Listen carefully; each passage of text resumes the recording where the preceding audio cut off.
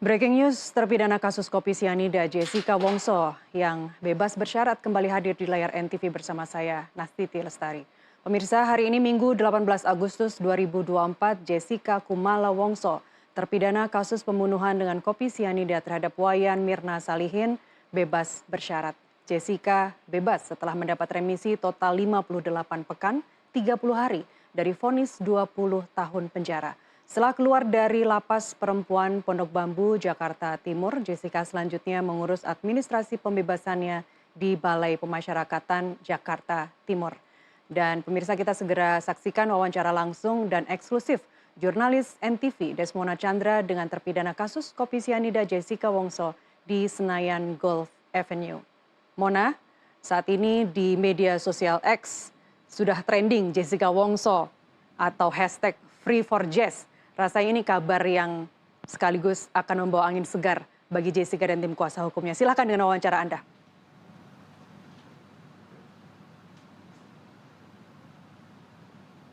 Baik, terima kasih Nastiti. Tepat sekali saat ini di Senayan Golf Avenue saya bersama dengan Jessica Wongso dan juga kuasa hukumnya Otto Jessica. Bukan ya, Otto Hasibuan. Oke, Jessica tadi pagi keluar dari lapas, kemudian menjalani beberapa prosedur administrasi ya Jess ya. Kemudian tiba di sini, tadi juga sudah makan makanan favoritnya, sushi. Ya, jadi sudah kenyang, jadi bisa ngobrol kita ya Jess ya. Yes. Ngomong-ngomong kurusan ya, Pak Otto ya? Iya, Jess, betul ya? Iya. Iya, sekarang saya lagi rajin-rajin nih olahraga.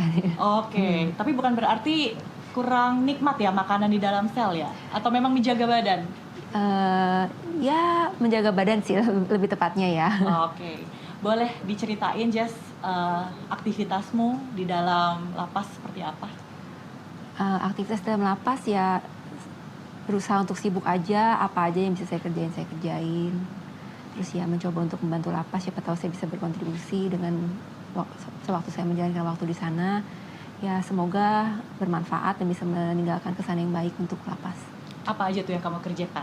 Kalau tadi saya ke lapas pagi-pagi ngelihat ada banyak sekali banner. Nah itu katanya yang desain kamu, bener nggak?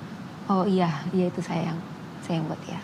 Oke, desain, kemudian kontribusi kepada teman-teman juga di dalam ya, mengajarkan mereka hal-hal yang positif mungkin Jess? Iya, saya berusaha untuk melakukan itu ya. Semoga berhasil. Ya dulu. Apa aja tuh yang kamu kerjain? Sempat jadi guru bahasa Inggris, terus juga kalau teman-teman yang lebih dekat aja, nggak yang secara resmi yang ngajarin olahraga atau apa, seperti itulah yang positif aja buat ngisi waktu. Oke, hal yang positif. Sukanya sudah ada, dukanya apa Jess? Dukanya ya kangen keluarga, kangen teman-teman, kangen di luar, kangen megang handphone, kangen nonton TV atau nonton di dalam bioskop. nggak boleh megang handphone? Nggak boleh sama sekali. Oke. Jadi senang banget hari ini baru pertama kali megang handphone, rasanya gimana gitu. Oh iya, tadi sampai bingung ya gimana cara pakai handphonenya ya? Iya, betul sekali. Ceritain dong Jess, sel tahananmu itu seperti apa, luasnya, ataupun ya gimana lah, kamu tinggal di sana kan cukup lama ya? Iya. Nah, seperti apa tuh kamarmu? Kalau selnya itu kan saya pindah-pindah ya, jadi dari awal pertama kali masuk mungkin sel yang kamarnya lebih besar, jadi teman-temannya juga lebih banyak. Terus tapi kesini-sininya untungnya saya bersyukur bisa dapat kamar yang sedikit lebih kecil, jadi mungkin karena saya pekerja, jadi ditaruh di tempat khusus untuk pekerja, jadi makanya semuanya berteman gitu dengan saya, dengan satu istilahnya blok ya, jadi ada 6 kamar, jadi semuanya berteman baik dengan saya gitu. Jadi ya karena udah akrab jadi enak aja gitu. Kalau habis kerja ya pulang ke sana ngobrol-ngobrol sama mereka gitu. Jadi satu ruangan itu di dalamnya isinya ada berapa orang termasuk kamu? Kalau yang terakhir saya bertiga, cuman sempat bertiga, sempat berempat, sempat ber-20, sempat ber-18 gitu. Jadi variasi. 18 juga pernah? Ya waktu itu pertama-tama saya baru pertama kali masuk itu satu kamar ramai-ramai seperti itu, banyak orang. Tapi mereka baik-baik? Baik. Tidak ada yang mengganggu? Tidak ada bully di dalam? Tidak, baik-baik semuanya. Oke, Baik aja. jadi semuanya sama-sama juga mungkin tahu ya kasusmu dan mereka berempati ya? Iya, selain itu juga ya kita mungkin punya masalah masing-masing ya. Jadi ya gimana caranya supaya kondisinya kondusif aja, jadi akur-akur aja gitu. Jadi saling bantu, saling menghibur, saling menguatkan seperti itu. Pak Otto, ini Jessica kan sangat positif ya vibe-nya ya, kita bisa rasakan. Padahal dia menjalani masa tahanan tuh sangat lama. 8 tahun, hampir 8 tahun masa mudanya ia habiskan di sana. Ini dari awal memang Jessica seperti ini. Kenapa begitu kuat? Kenapa begitu tegar? Itulah yang membuat saya juga kagum sama Jessica. Bahkan kadang-kadang orang luar kan berpikir, begitu hebatnya, coba lihat waktu di sidang dulu. Jessica itu jarang sekali nangis. Dia tenang aja, ya. Maka orang berpikir, apa iya kok bisa kuatnya gitu. Tapi cobalah ya, ini saya pengen menyampaikan ya, coba. Apa itu? Apa itu Jess? Aduh, itu udah zaman bertahun-tahun lalu. Ingat ya Jess ya? Iya. Ini spesial banget seperti itu. Iya. Ini waktu anak saya, cucu saya lahir. Rupanya Jess, ini kira-kira berapa tahun ini ya? Itu waktu sidang kayaknya ya Om, 2016 ya, dari 2016 ya. Iya, jadi itu cucu saya lahir, dia di dalam penjara, entah kenapa dia buatkan ini. Ceritanya Gimana ya, baru Kamu belajar. cerita sekarang, aku baru pegangan. Kura-kura bukan sih? Kura-kura ya. Jadi karena banyak yang bikin seperti itu, jadi saya ikutan lah ya belajar gitu. Lama-lama oh ya lucu nih, terus kebetulan tahu Om Otto cucunya lahir, ya udah kasih Om Otto gitu. Bayangin aja ini, karena kura-kura katanya lambang umur panjang ya. Ya, keberuntungan, umur panjang, yang baik-baik. Baik, umurnya panjang. Jadi disimpan nih, yang ini dikasih buat cucu saya nih, adanya dia nih. Ini dulu ya, dia nggak apa-apa. Ini, dia senang banget sampai disimpan-simpan sama dia nih. Nah, ini anak saya, Natalia, lahir Ntar kalau gue anaknya. bingung gue teleponnya. Kenji tuh, ya? Kenji ya, waktu Kenji nih ya. Nah, dia ada kasih nih sama. Thank you, Mbak. Jessica. Luar biasa. Memberikan. Itulah Jessica gitu, bahasa kemarin itulah Jessica bisa masih berbuat ini di lapas, bayangin. Dia di dalam lapas, tapi dia masih bisa memikirkan orang lain, Betul. ya, yang juga ingin. Apa sih sebenarnya yang ingin kamu sampaikan dengan memberikan ini kepada Pak Otto dan cucunya? Ya niatnya saya kan memberikan selamat, memberikan kalau memberi selamat itu kan identiknya juga dia memberikan hadiah kan. Cuman karena keterbatasan saya pada saat itu, saya nggak bisa beli apa-apa. Jadi ya udah kalau saya bisa buat, kenapa enggak saya kasih. Itu Kan hasil handmade pro. kan lebih meaningful ya kan. Iya. Ya. Dan itu seperti tidak handmade, itu benar-benar indah sekali. Oh enggak, itu handmade itu. Ada kelincingnya. Kualitasnya tidak seperti tadi handmade, di karena- bawah. Saya mau tunjukin sama Jessica, dia bilang terima kasih nih katanya. Karena kan mereka kan pernah nggak bertemu dengan Jessica. Berarti kalau ikut Kenji berarti udah 8 tahun yang lalu. Hah? 8 tahun yang lalu ya? Oh iya, bayangin. Oke. Makanya aku keep terus karena precious banget karena ini handmade kan. Iya. Kalau yang lain kan beli maksudnya.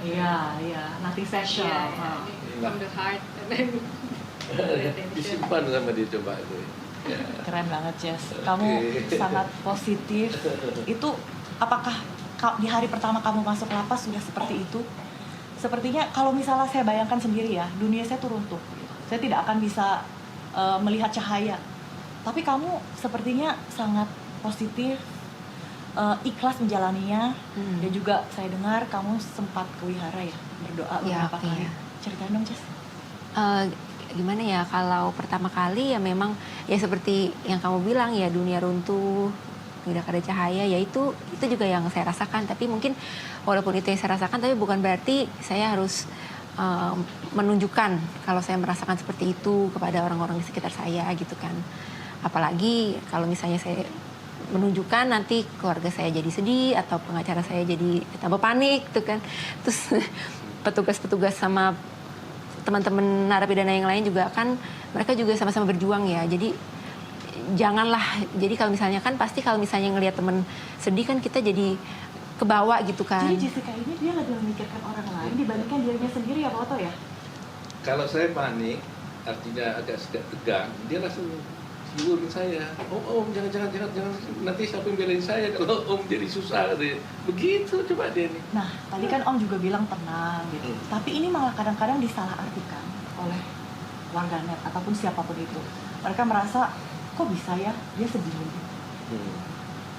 Sebenarnya artinya dingin itu apa ya? Ya kan kalau dingin itu mungkin konotasinya orang-orang berpikir, oh kalau misalnya saya nggak punya perasaan, saya seharusnya merasakan sedih tapi saya nggak sedih, atau merasakan bahagia saya nggak bahagia. Itu mungkin yang dimaksud dengan orang dingin. Tapi ada juga yang kalau saya itu ya kayak tadi saya bilang, kalau saya merasakan apa ya, kalau emang saya simpan aja, saya memilih untuk tidak menunjukkan. Jadi ya udah, ya saya ya berusaha untuk ya begini aja gitu. Karena kamu berusaha menjaga perasaan orang-orang yang kamu sayangi gitu Iya, kan. iya orang-orang di sekitar saya ya.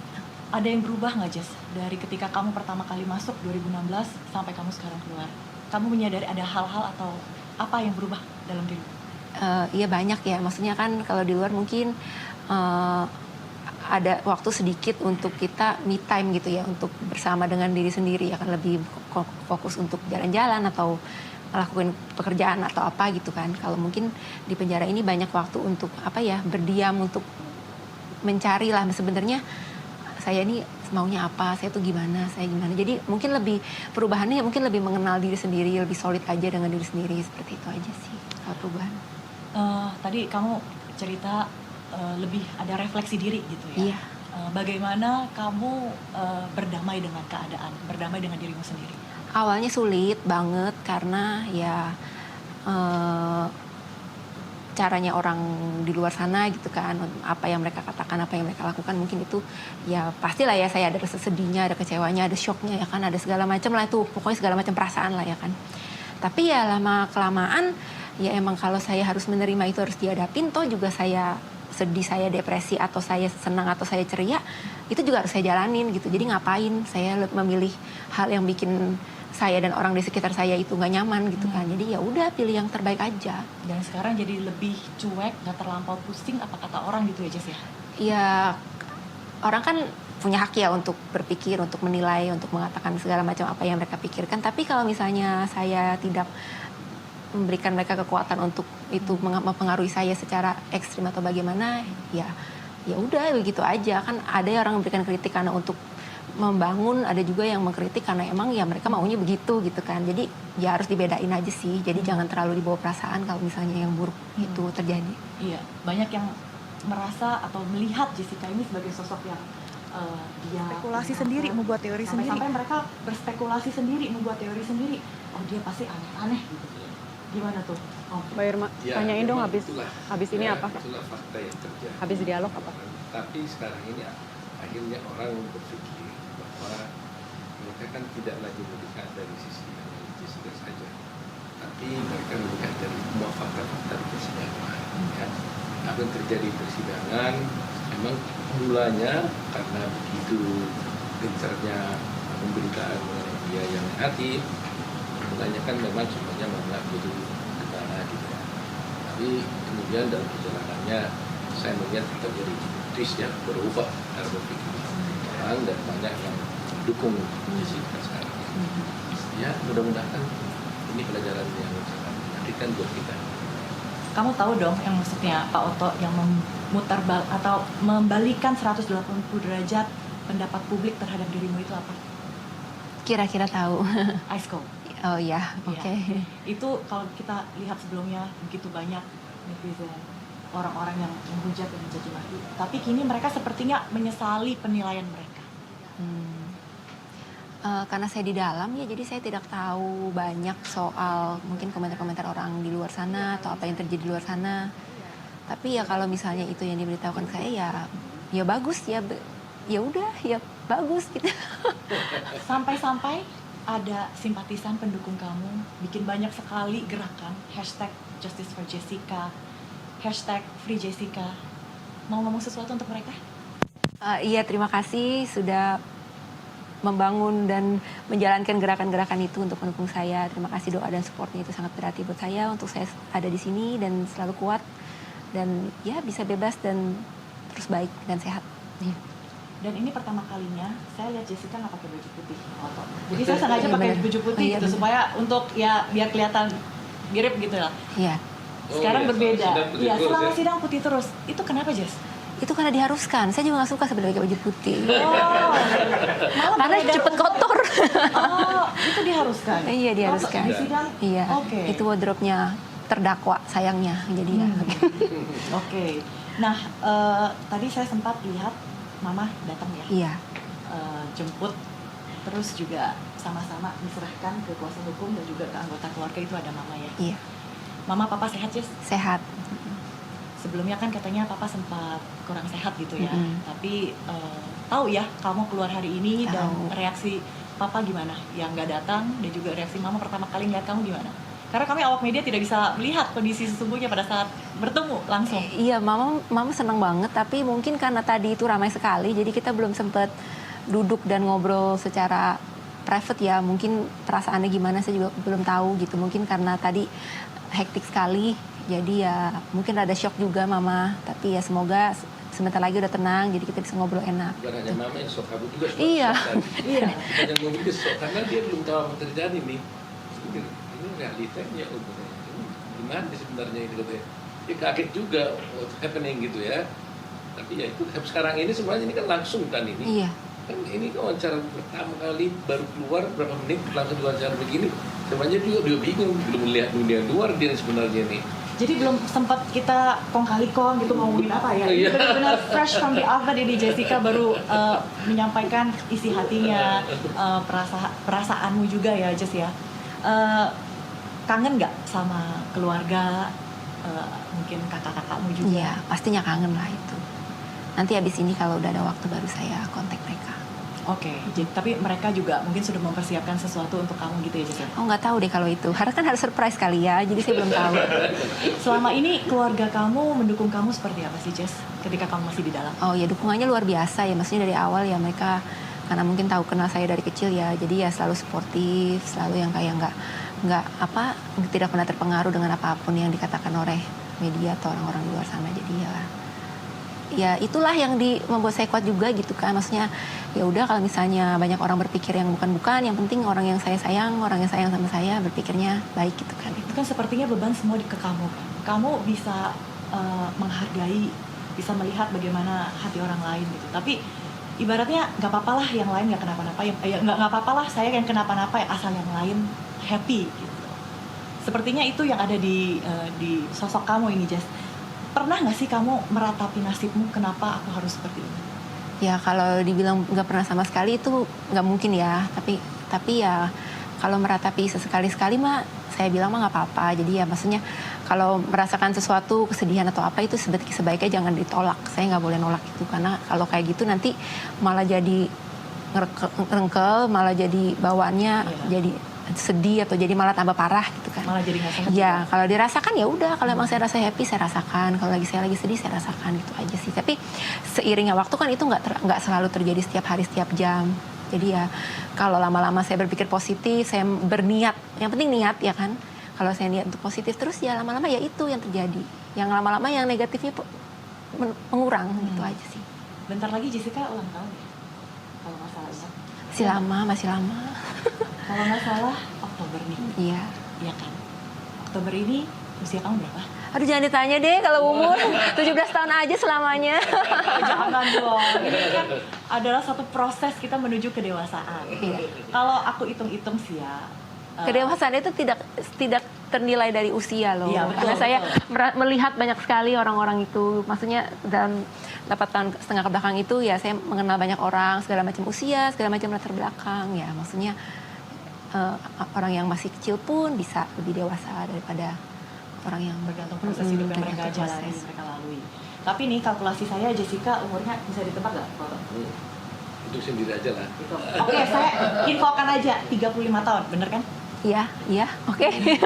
Artinya 8 tahun, 7 tahun dia di lapas ya, merayakan ulang tahun di dalam sana. Iya, Bagaimana kamu melalui setiap tahun ulang tahunmu itu? macem-macem sih, karena sering ya, jadi macem-macem. 8 kali ya. Jadi ada yang sedikit meriah, ada yang cuma biasa aja gitu, mungkin tergantung teman-temannya pada saat itu kan, mungkin teman kamarnya beda-beda atau teman dekatnya kan ada yang udah pulang atau ada yang baru masuk gitu kan, jadi nggak pernah sama gitu lingkungannya gitu. Karena saya kayaknya dari teman-teman saya itu saya yang paling lama gitu, jadi saya yang tinggalin terus. Iya, baru kali ini saya ninggalin orang kan. Tapi kalau ulang tahun, mama datang nggak? Ulang tahun waktu yang kemarin-kemarin. Oh kalau di lapas itu kunjungan itu nggak setiap hari ya. Jadi kalau misalnya lewat masa kunjungannya ya orang tua saya bisa datang pada saat hari kunjungan boleh gitu aja sih. Cuman pas lagi hari kunjungannya itu ya saya sama teman-teman yang ada di lapas gitu. Biasanya jam 12 malam mereka bergadang gitu aja sih. Tapi nggak ada yang spesial kayak gimana. Kamu kan deket nih sama mama. Seberapa sering mama dan keluarga datang mengunjungi kamu? Mama iya sering, kalau kunjungan sering. Mama sama papa suka datang, tapi saya intens telepon sih kalau itu. Misalnya check-in aja, malah di mana gitu. Kan ada telepon wartel kan, Iya. jadi setiap hari saya bisa telepon. Dan juga memastikan kondisi papa mama itu sehat ya, Iya. karena mereka juga usianya kan juga ada usia gitu. Iya, iya betul. Oke, sekarang kita bicara masa depan. Karena Jessica sudah bebas, jadi kita harus menatap masa depan. Apa rencana Pak Otto untuk Jessica? Saya tentunya sudah banyak berbicara dengan Jessica ya. Mungkin lain kali kita bisa bicara tentang rencananya ya. Yang pasti kita akan memikirkan apakah rencananya dokter TK atau tidak.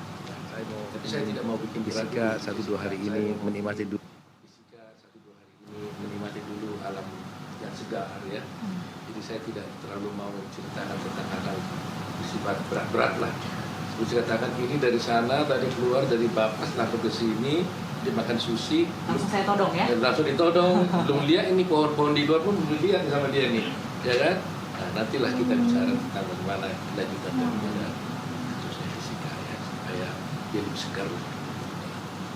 Gimana Jess untuk proses hukum ke depannya?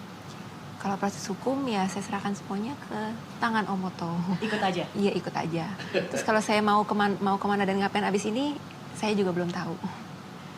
Jadi benar-benar Ngeblank. ngeblank. 100%. Besok mau ngapain? Juga nggak tahu. Nggak tahu. Malam ininya ngapain nggak tahu. Apa karena faktor kurang tidur? Karena katanya Jessica tidur malam banget Iya kemarin. iya malam. Karena bukan karena kurang tidur juga ya. Mungkin karena nggak tahu di luar sana. Maksudnya saya juga nggak bisa ngomong karena saya juga ngeblank. Mau ngapain nggak tahu. Jadi masih mau healing dulu lah. Mungkin ngumpul sama keluarga. Setelahnya itu nanti mau ngapainnya lihat nanti ya. Siapa tahu diajakin kemana di mana gitu kan atau apa kan saya nggak tahu. Di dalam lapas kamu tahu dong kalau Pak Otto ini juga handle kasus besar. Enggak, kurang tahu tuh saya. Kasus Vina Cirebon, pernah dengar? Pernah disebutkan sama petugas-petugas ya, tapi saya nggak tahu jelas itu kasus apa. Nah itu kasus, gimana Pak Otto? Itu membangkitkan bagaimana jiwa dan semangat untuk memperjuangkan keadilan?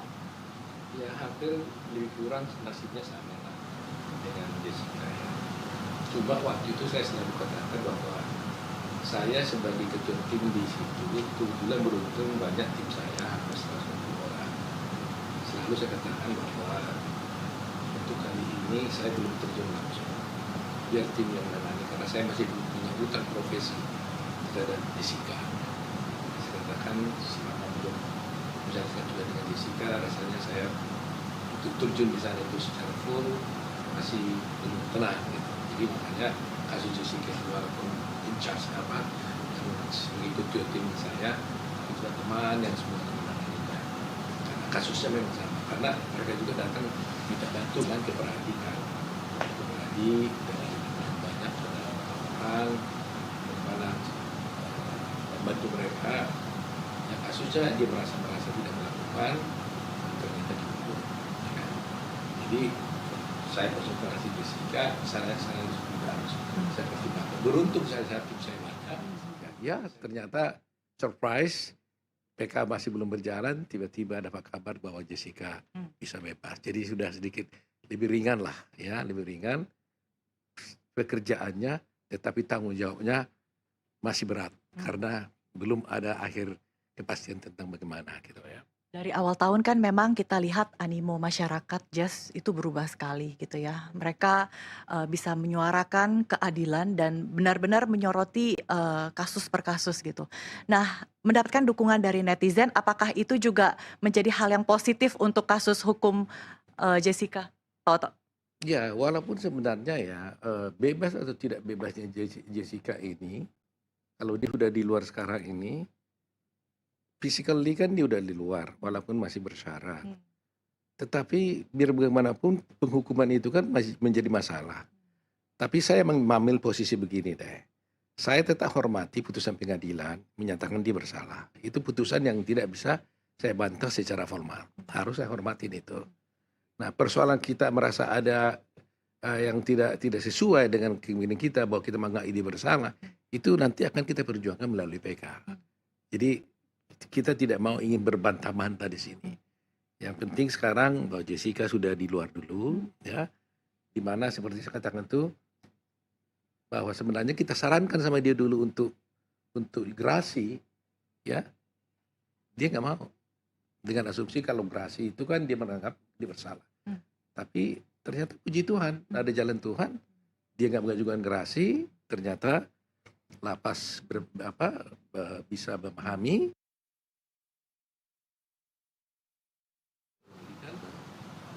Remisi yang cepat pada dia. Dan itu kita, Jessica juga bukanlah orang yang tanda petik kita bilang berperilaku buruk. Ternyata dia juga 8 tahun diuji di negara, dia bisa menunjukkan perilaku baik sampai mendapatkan remisi dan bisa bebas. Jadi perjuangan ke depan adalah nanti bicara dengan Jessica akan perjuangan apa itu nanti PK-nya atau tidak, itu nanti next session kita bicarakan. Oke, Ya. Jess, sebentar Pak Oto, sedikit lagi.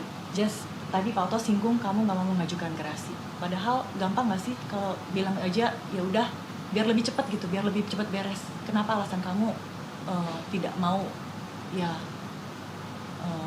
pokoknya kekeh saya tidak bersalah? Ya karena syarat satu-satunya itu saya harus mengakui dan meminta ampun, ya itu kan namanya apa, pengampunan kan. Kalau gerasi itu ya saya nggak nyaman aja kalau misalnya saya menulis atau membuat pernyataan seperti itu, karena itu bukan yang saya rasakan. Nah gitu aja. Yang kamu rasakan adalah? Yang saya rasakan ya begitulah. Yang ya udah saya harus jalanin aja apa yang saya harus jalanin, itu aja. Meskipun hati kamu merasa ini saya tidak layak mendapatkan hukuman seperti ini. Nanti pasti suatu saat ada jalannya, saya berpikir, saya yakin itu aja. Pasti ada jalan yang terbaik buat saya. Pak Oto, total berapa kali sidang? 4 kali sidang? Lebih dong, jangan dulu maksudnya 32 kali persidangan. Ada berapa hakim yang terlibat? 3 hakim bukan. Sekitar belasan hakim ya. Kalau di Mahkamah PT 9 lah dengan di Mahkamah Agung kan. Tidak ada dissenting opinion dari satupun dari mereka. Tidak ada. Apa yang membuat Pak Oto optimistis kali ini bisa membuahkan hasil sesuai yang kita harapkan? Keyakinan saya itu bukan dari awang-awang, bukan dari gunung, bukan dari angin. Keyakinan saya itu dari fakta dan bukti yang saya lihat. Jadi saya berpikir itu adalah bukan yakin dulu baru cari bukti, bukan. Saya membaca bukti dulu, fakta dulu. Dari bukti dan fakta ini baru timbullah keyakinan saya bahwa ini faktanya seperti itu. Sehingga selalu kita ingat bahwa kebenaran itu akan mencari jalannya sendiri. Itu. Jadi tidak gentar ya? Tidak gentar. Baik, terima kasih Pak Oto. Thank you Jessica. Ya pemirsa, kasus Jessica atau kopi sianida Mirna ini memang telah diputuskan secara inkrah, di mana Jessica divonis 20 tahun hukuman penjara, tapi dijalankan dengan remisi umum, remisi pemuka karena kontribusinya yang begitu besar kepada masyarakat. Kemudian ia pun dibebaskan setelah menjalani 7 tahun, kurang lebih hampir 10 bulan penjara. Bahkan kasus ini pun juga sudah menyita begitu besar perhatian publik, tidak hanya saja di tanah air, tapi juga media asing. Media seperti Netflix ini juga sudah menghimpun berbagai macam informasi dari berbagai pihak. Kemudian mereka juga sudah mengedepankan azas jurnalistik, yang artinya di mana memberikan porsi dan ruang yang berimbang kepada kedua pihak agar kita masyarakat, kita publik bisa melihat dan menilai apa yang sesungguhnya terjadi. Memang perkara ini sudah ditutup secara hukum, tapi untuk mencari keadilan tidak pernah mengenal waktu. Kembali ke studio, Nastiti. Baik, Mona, terima kasih atas wawancara eksklusif Anda dengan Jessica Kumala Wongso bersama Ketua Tim Kuasa Hukumnya Oto Hasibuan.